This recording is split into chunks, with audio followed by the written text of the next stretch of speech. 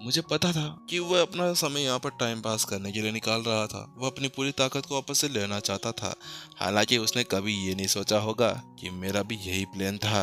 उसके बाद में विपिन ने ऊपर सर उठाते हुए देखा और अपने सामने को चेहरे को देखते हुए कहा, अच्छा तो तुम्हें ये लगता है कि तुम यहाँ पर जीत गए हो। हालांकि वही विपिन के मुंह से वह शब्द सुनने के बाद में भयानक वहाँ पर परेशान हो जाता है और वो उससे पूछा है, तुम्हारा क्या मतलब है? क्या तुम्हारा दिमाग सड़क गया है या फिर कुछ और? मैं तुम्हें यहाँ पर मारने जा रहा हूँ तो इसका मतलब क्या हुआ? मैं ही जीता हूँ ना। हालांकि अभी वो विपिन की आंखों के अंदर बहुत ज्यादा भय देख सकता था और वह देख सकता था कैसे वो दृढ़ संकल्प होते हुए उसको देख रहा था।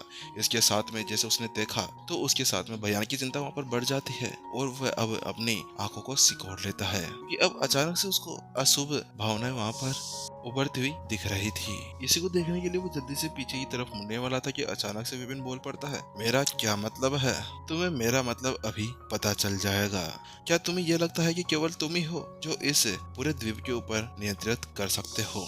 तुम्हें पता है, मैं तुम्हें एक बात बताना चाहता हूँ कि तुमने दिमाग लगाया था ना यहाँ पर समय निकाल कर, तो मैं तुम्हें बता देता हूँ कि यहाँ पर मैं भी तुम्हारे साथ में भी टाइम पास ही कर रहा था और बस थोड़ा सा समय निकाल रहा था ताकि मैं अपनी एनर्जी को वापस से रिकवर कर सकूँ। क्या कहा तुमने? क्या तुम यहाँ पर अपना टाइम पास करने के लिए आए थे? अरे तुम फालतू की बातें मत करो। और क्या तुम वापस से वही फालतू की ट्रिक यहाँ पर आजमाना चाहते हो? अरे मुझे तुम्हारी उस ट्रिक के बारे में पहले से पता है, क्योंकि मैंने पहले ही देख लिया था कि कैसे तुमने वहाँ पर किंगडम सम्राट के साथ में किया था। उसको तो इतना खतरनाक तरीके से मारा था। इसी वजह से तुम ये भूल जाओ कि यहाँ पर तुम मेरे साथ में भी ऐसा कुछ कर सकते हो। और इसके अलावा कट, तुम वहाँ पर बहुत ज्यादा लकी थे, वरना वह तुम्हारा वहाँ पर कचुम्बर बना देता, क्योंकि तुम्हें पता नहीं है वह कितना ज्यादा ताकतवर था।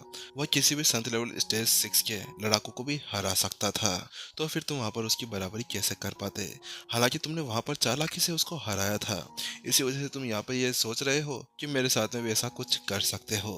हालांकि अब ऐसा कुछ भी नहीं होने वाला।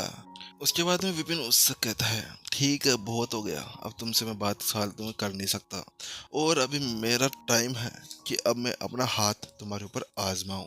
हालांकि जैसे विपिन ने ऐसा कहा था, उसके साथ में भयानक भी परेशान था और हॉल से जगदीश और हेड आदर्श और अन्य लोग भी अपने आसपास देखने लगे कि वो देखना चाहते थे कि कहीं पर यहाँ पर कोई जादू होने वाला तो नहीं है, क्योंकि जब भी विपिन ऐसा कुछ कहता था ना तो वहाँ पर जरूर कुछ ऐसा हो ही जाता था। हालांकि जब वह अपने चारों तरफ देखते हैं और ऊपर की तरफ देखते हैं तो पाते हैं कि अभी वहाँ पर रात हो रखी थी और ऊपर की तरफ तारे दिख रहे थे। इसके अलावा कुछ भी वहाँ पर नहीं था। हालांकि भयानक भी वहाँ पर ऊपर देखता है, लेकिन उसके बाद में वो कहता है, अरे मेरे को तो यहाँ पर कुछ दिख नहीं रहा, मुझे तो यहाँ पर चींटी भी नहीं दिख रही। मुझे तो ऐसा लगा था कि तुम यहाँ पर फिर से कोई ना कोई बड़ी चीज को बुलाने वाले हो। हालांकि मुझे तो यहाँ पर कुछ भी ऐसा नजर नहीं आ रहा। लगता है कि फिर से तुम यहाँ पर वही फालतू की ट्रिक खेलने की कोशिश कर रहे हो। अरे मैंने तुम्हें कितनी बार समझा दिया, एग्जाम्पल दे दिया, फिर भी तुम यहाँ पर समझने का नाम नहीं ले रहे। भयानक ने विपिन से कहा, यार ये बंदा क्या है? क्या इसको लगता है कि एक ही फालतू की ट्रिक बार बार ये यहाँ पर आजमा सकता था? लेकिन फिर से भयानक वहाँ पर और ज्यादा भयानक हो जाता है और इस बार फिर से अपनी एनर्जी को बढ़ाते हुए भीड़ की तरफ एक और आक्रमण करने ही वाला था। हालांकि जिससे पहले कि वो वहाँ पर कुछ कर पाता और उसकी पावर उन सभी के ऊपर कुछ पहुंच पाती है, उससे पहले ही वो पूरी पावर वहीं पर ही डगमगा जाती है और अगले ही पल ऐसा लग रहा था जैसे कि उस छोटे से द्वीप के ऊपर का सारा नियंत्रण हिल गया हो, क्योंकि इसके साथ में वो बिना हिले वहाँ पर कांपने लगा था। ऐसा लग रहा था बेचारे उस द्वीप को भी अब उस दलदल के अंदर रहने के बाद में सर्दी लगने लगी थी। ये क्या चल रहा है? आखिरकार तुमने यहाँ पर क्या किया है? उसको ऐसा हिलते हुए देखकर भयानक पूरी तरह से कांप जाता है और अब उसको भी थोड़ा बहुत डर लगने लगता है। उसके साथ में वो विपिन की तरफ देखता है और उसके ऊपर चिल्लाते हुए कहता है, मुझे पता है कमीने, तेरा ही इसके अंदर कुछ ना कुछ काम है। मैं तुझे देख रहा हूँ तब से, तू कुछ ना कुछ करे जा रहा है। चल जल्दी बता, तूने आखिरकार यहाँ पर अब क्या कर दिया है? भयानक ने विपिन से पूछा। वह दोनों अब ऐसे बच्चों की तरह लड़ने लगे थे जैसे ही कोई खिलौने के लिए लड़ रहा हो। वही भयानक की बात सुनने के बाद विपिन ने उससे कहा, मैंने यहाँ पर यार ज्यादा कुछ तो किया नहीं है। जितना मुझे याद है मैंने इसको मंत्र मुक्त करने की कोशिश की थी। हालांकि वहाँ पर वह सब कुछ काम हो गया था। विपिन के चेहरे के ऊपर थोड़ी सी टेंशन, थोड़ा सा मुस्कान और थोड़ा सा कंफ्यूजन भी थी। उसी के साथ में वो उससे कहता है, हालांकि उसके ऐसे अजीबोगरीब एक्सप्रेशन देखने के बाद में और उसकी बात सुनने के बाद में भयानक के होश उड़ जाते हैं। क्या कहा तुमने? तुमने उसको मंत्र मुक्त कर लिया? जब विपिन यहाँ पर दलदली एरिया के अंदर आ रहा था तब वहाँ पर बहुत सारे द्वीप थे जिसके ऊपर से वो उछलते उछलते आ रहे थे। हालांकि वहाँ पर विपिन ने उनके ऊपर गौर किया था और स्वर्ग की लाइब्रेरी के अंदर उनके ऊपर बुक बना ली थी और उसके बारे में पढ़ने के बाद में उसको पता चला था कि ये सभी सभी द्वीप एक बड़ा सा द्वीप है। और जब एक बार वह इस द्वीप के ऊपर पहुंचा तो उसके बाद में उसने वह पूरी तस्वीर को अपने मन के अंदर चलाया, जिसके साथ में उसे एहसास हुआ कि वास्तव में वहाँ पर क्या चल रहा था। इसी वजह से वहाँ पर उसने गुप्त रूप से सभी छोटे छोटे द्वीपों को मंत्र मुक्त कर दिया था। इसके अलावा जब वह वहाँ पर भूमिगत गुफा के अंदर गया हुआ था और जहाँ पर वह भयानक की टेबलेट थी और जिसके अंदर वह अभी कैद था, वहीं पर ही उसने 2 घंटे भी बिताए थे। हालांकि वहाँ पर वो 2 घंटे कोई छानबीन नहीं कर रहा था, अरे वो तो कुछ और ही कारनामे कर रहा था। वो वहाँ पर उस पूरे द्वीप को मंत्र मुक्त करने की कोशिश कर रहा था, जिसके कारण ही तो वहाँ पर उसकी बहुत ज्यादा एनर्जी खत्म हो गई थी और उसके वजह से वो वहाँ पर खड़े होने में भी बिल्कुल असमर्थ था। और इसके अलावा विपिन को वहाँ पर यह सब कुछ भी पता था कि जो भयानक था ना, वह उस टेबलेट के अंदर नहीं बल्कि उस वेदी के अंदर फंसा हुआ था। हालांकि वहाँ पर उसने जानबूझकर ऐसा जताया जैसे उसको वहाँ पर कुछ पता ही नहीं था। जब वहाँ पर भयानक ने वो कहानी सुनानी शुरू की ना, तो उसके साथ में विपिन को यही पता था कि वो वहाँ पर केवल अपना समय निकालने की कोशिश कर रहा था। हालांकि वह विपिन के लिए ही अच्छा था, क्योंकि विपिन को भी समय की ही जरूरत थी, क्योंकि जितना भी बड़ा वो मंत्र मुक्त करना था ना, उसमें बहुत ज्यादा टाइम लगने वाला था।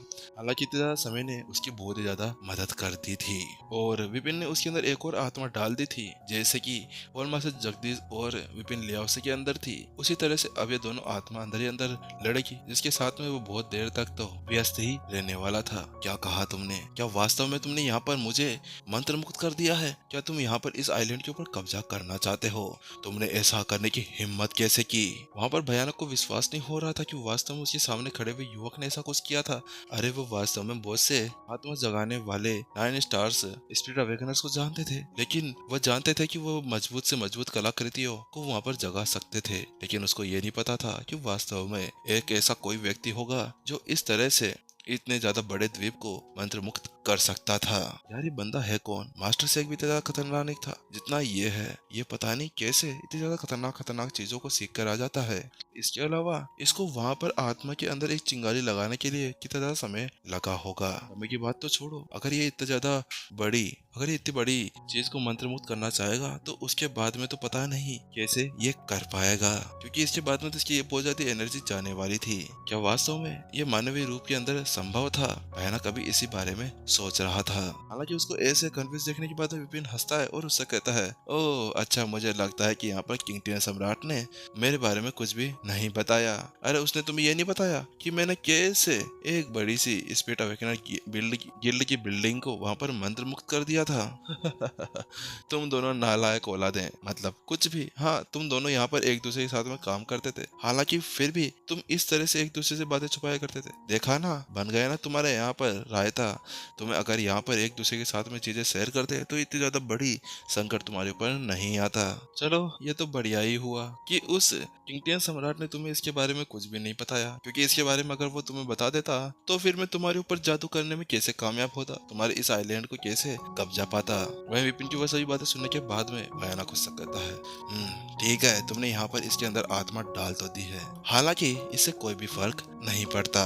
मैं इसे यहाँ पर बहुत ही ज्यादा आसानी के साथ में मार डालूंगा, हालांकि उससे पहले मैं तुम्हें जरूर मारूंगा।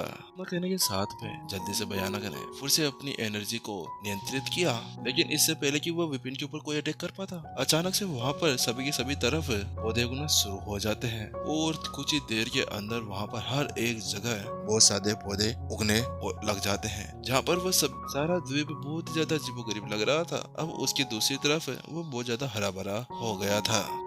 लेकिन वहीं पर ही दूसरी तरफ ऐसा होते हुए देखकर भयानक का चेहरा पूरी तरह से काला पड़ जाता है, क्योंकि अभी उसके अंदर तो आत्माएं थी और अब वह उस शरीर या कोई सी बिल्डिंग के ऊपर अपना कंट्रोल पाने की कोशिश कर रही थी। भयानक अब धीरे धीरे अपनी ताकत और अपना नियंत्रण खोना वहाँ से शुरू कर देता है, लेकिन वहीं दूसरी तरफ है उस तरह के नाटक को देखते हुए ओल्मा से जगदीश, आदर्श और अन्य लोग सभी सदमे के अंदर चले जाते हैं, क्योंकि वह सभी जानते थे कि जो आत्मा जगाने वाले लोग हुआ करते थे ना, लोग नहीं स्त्रियां, वह तो वास्तव में बहुत ज्यादा कमजोर हुआ करती थी। अगर उन्होंने यहाँ पर ये सब कुछ सीख भी लिया ना, तो उसके बाद में भी वह अपनी ताकत नहीं दिखा सकती थी, क्योंकि ये केवल एक व्यवसाय के तौर पे माना जा सकता है, जो किसी मास्टर टीचर, कॉम्बैट मास्टर या लड़ाकू के लिए बहुत ज्यादा अच्छा हुआ करता था। लेकिन उन्होंने कभी भी ये नहीं सोचा था कि एक आत्मा जगाने वाला इतना ज्यादा शक्तिशाली हो सकता था और किस तरह से इस आत्मा जगाने वाले व्यवसाय सहायता का यूज करते हुए वह इतनी ज्यादा खतरनाक स्थिति से उनको बाहर निकालने में मदद कर रहा था। क्या वास्तव में ये प्रिंसिपल विपिन इसी दुनिया से आए हुए हैं? क्या ये कोई राक्षस तो नहीं है?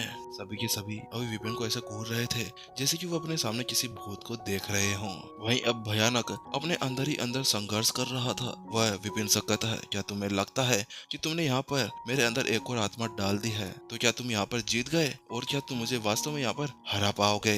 तुम ये तो बस सपने देखते रहो, ये केवल तुम्हारे सपने के अंदर ही हो सकता है। मैं कुछ इस समय के अंदर इस आत्मा को लात मारकर बाहर निकाल दूंगा और इसके बाद में अगला प्रलय मैं तुम्हारे ऊपर जरूर लाऊंगा। विपिन की जो जादू टोना करने की क्षमता थी ना, वह वास्तव में असंभव थी। हालांकि फिर भी उसके सामने आत्मा कला थी जो आत्मज्ञानी द्वारा आई थी और उसके सामने कोई ये छोटी मोटी चीज बिल्कुल भी नहीं दिख सकती थी। उसकी वो बात सुनने के बाद में विपिन के सिर के ऊपर एक हल्की सी स्माइल आ जाती है और वो उससे कहता है, हाँ मुझे पता है भाई कि तुम वहाँ पर उस आत्मा को लात मारकर बाहर निकाल दोगे, लेकिन मैं तुम्हें एक बात बताऊं, इसके लिए तुम्हें बहुत ज्यादा देर हो जाएगी क्योंकि मैं तुम्हें इसका कोई चांस देने वाला ही नहीं हूँ। इतना कहते कहते विपिन अब आगे बढ़ने आता है। उसके चेहरे के ऊपर बहुत ही ज्यादा गुस्सा देखा जा सकता था, बहुत ही ज्यादा भड़का हुआ था क्योंकि इतने ज्यादा समय से वह उसके स्टूडेंट और उसकी फैमिली के ऊपर हर कुछ कह रहा था।